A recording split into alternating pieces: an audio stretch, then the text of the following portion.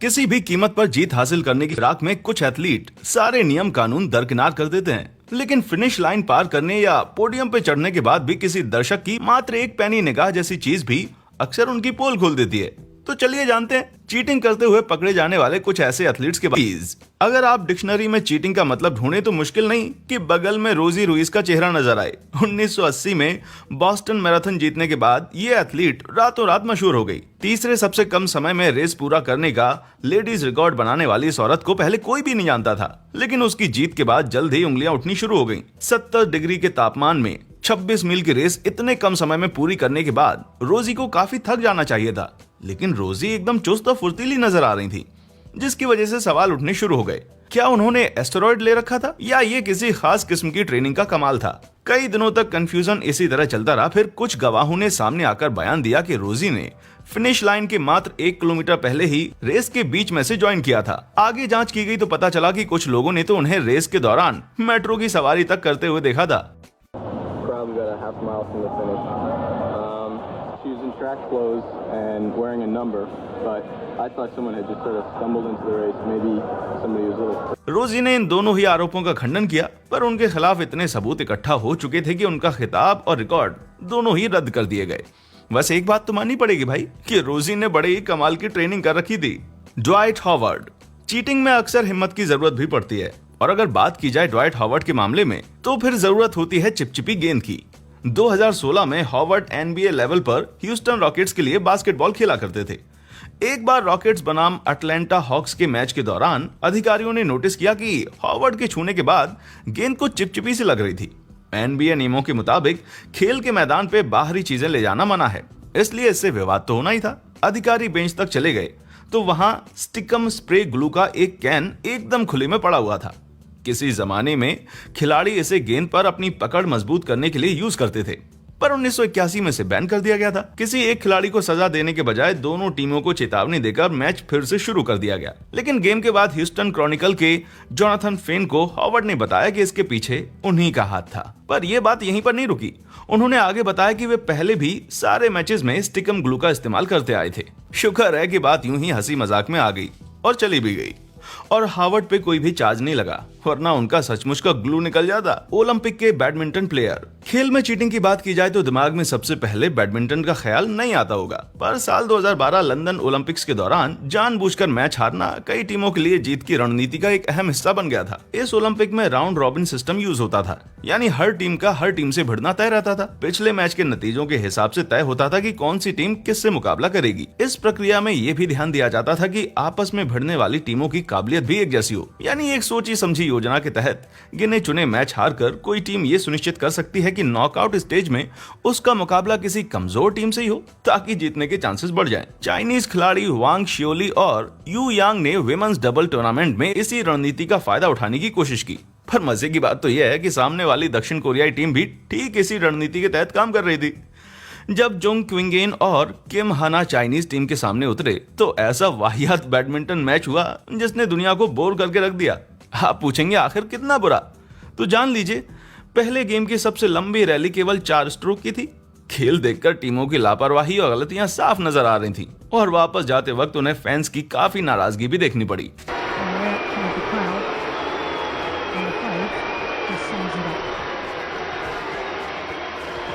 मामला और ज्यादा बदतर तब हो गया जब एक दूसरी कोरियन और इंडोनेशियन टीम के मैच में भी ठीक ऐसे ही नजारे देखने को मिले। इन चारों टीमों का मकसद एकदम सेम था, और उनकी ये साजिश काफी साफ साफ नजर आ रही थी। चारों पर जानबूझकर खराब प्रदर्शन करके मैच के नतीजों से छेड़छाड़ करने का आरोप लगा, और सजा के तौर पर उन्हें बचे हुए टूर्नामेंट से बेदखल कर दिया गया। उम्मीद है कि इस घटना से आगे के लिए उन्होंने बहुत कुछ सीखा होगा। Spanish Paralympic basketball team. साल 2000 सिडनी पैरालंपिक में एक ऐसा कांड हुआ था जिसे याद करके लोग आज भी शर्म से सर झुका लेते हैं। ऑस्ट्रेलियन पैरालंपिक कोर्ट पर स्पेन की लर्निंग डिसेबल्ड बास्केटबॉल टीम ने रूस की टीम को हराकर गोल्ड जीता था, लेकिन मैच के बाद स्पेनिश टीम के सदस्य कार्लोस रिबागोडा ने मीडिया के सामने एक बड़ा ही सनसनीखेज खुलासा किया। सिर्फ 70 से कम आईक्यू वाले लोग ही टीम का हिस्सा बन सकते थे, लेकिन स्पेन की टीम के 12 में से 10 लोग मानसिक रूप से पूरी तरह सक्षम थे, और उनकी आईक्यू भी अधिकतम सीमा से ज्यादा थी। पता चला कि उन खिलाड़ियों ने अपने देश को ज्यादा से ज्यादा मेडल दिलाने की योजना के तहत ऐसा किया था। विकलांगता का ढोंग रचने के लिए उन्हें फर्जी मेडिकल सर्टिफिकेट तक मुहैया करवा दिए गए थे, और सबसे बुरी बात तो ये थी कि चीटर्स टूर्नामेंट से पहले 2 साल तक दुनिया भर में ट्रेनिंग के लिए घूमकर विकलांग खिलाड़ियों को हराते रहे। भले ही वे भरपूर एक्सरसाइज करते हो, पर मुझे बड़ी हैरत होती है कि उन्हें रात को नींद कैसे आ जाती है। इस कांड के मास्टरमाइंड के बारे में जानकर तो आप दंग रह जाएंगे। खुद स्पेन के मानसिक विकलांग स्पोर्ट्स संघ का अध्यक्ष फर्जीवाड़ा और गबन की बात कबूलने के बाद उसे 5400 पाउंड के फाइन पर छोड़ दिया गया। मेरे ख्याल से इन नमूनों को अपंगों की टीम में खेलना चाहिए था, उसमें तो मुकाबला और ज्यादा आसान होता। टोन्या हार्डिंग 1994 में रिंग में हुए ड्रामे की वजह से फिगर स्केटिंग की दुनिया मानो एक सर्कस में बदल गई थी। यूएस फिगर स्केटिंग चैंपियनशिप से एक दिन पहले उस वक्त की चैंपियन नैन्सी केरिगन कैमरे की नजर में मिशिगन के कोबो अरीना में स्केटिंग प्रैक्टिस कर रही थी। तभी एक आदमी ने आकर उन पर लाठी से हमला कर दिया और वे जमीन पर गिरकर कराने लगी।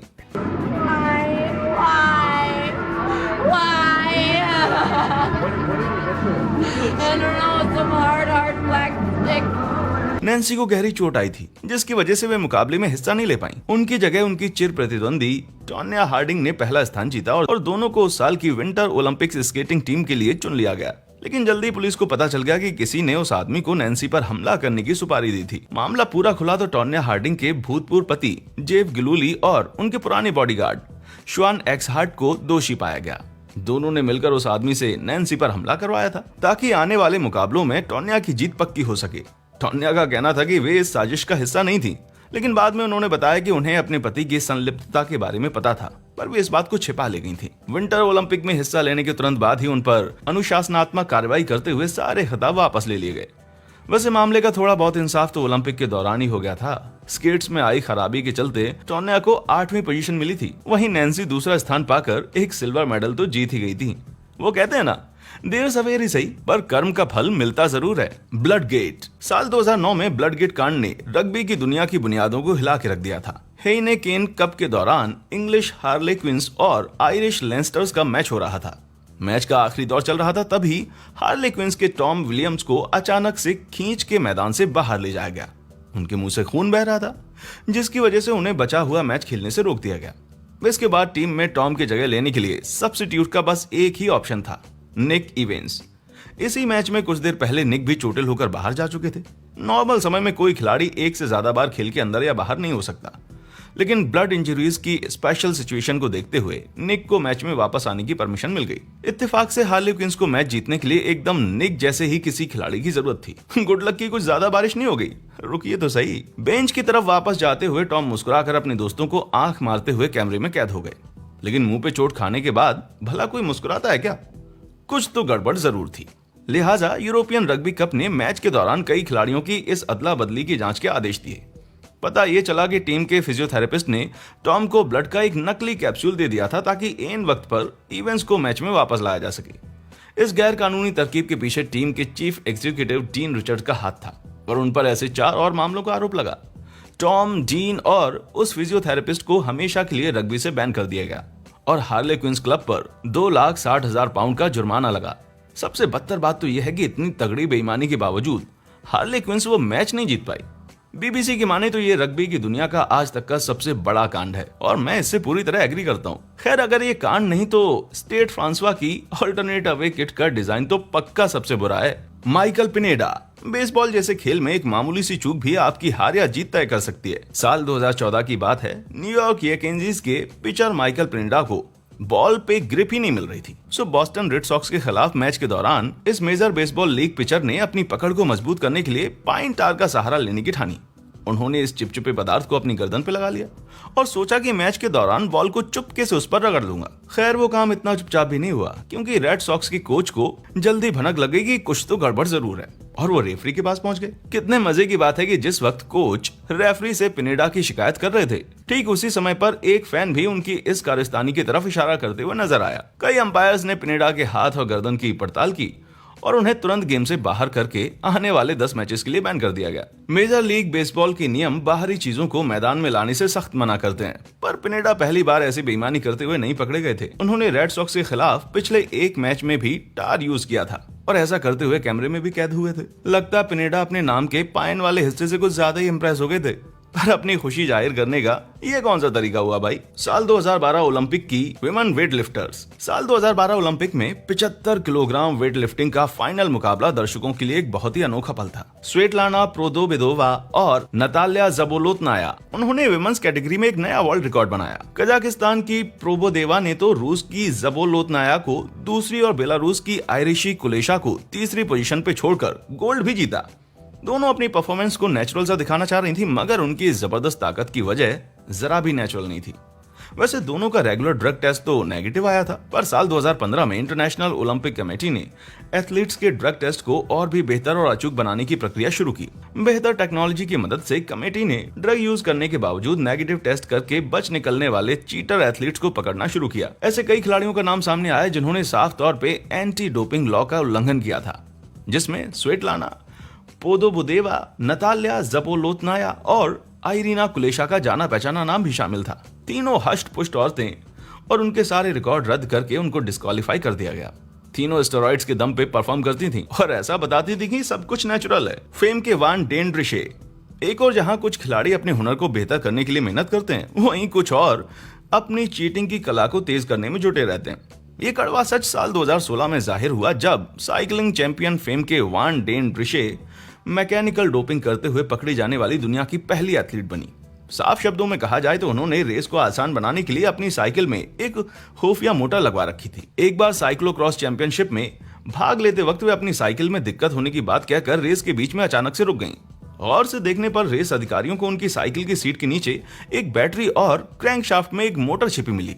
साइकिल के हैंडल पे लगे हुए ब्लूटूथ स्विच से फेम के आराम से मोटर को ऑन ऑफ कर लेती थी। इससे रेस के कठिन हिस्सों में पैडल मारने में थोड़ी आसानी हो जाती थी।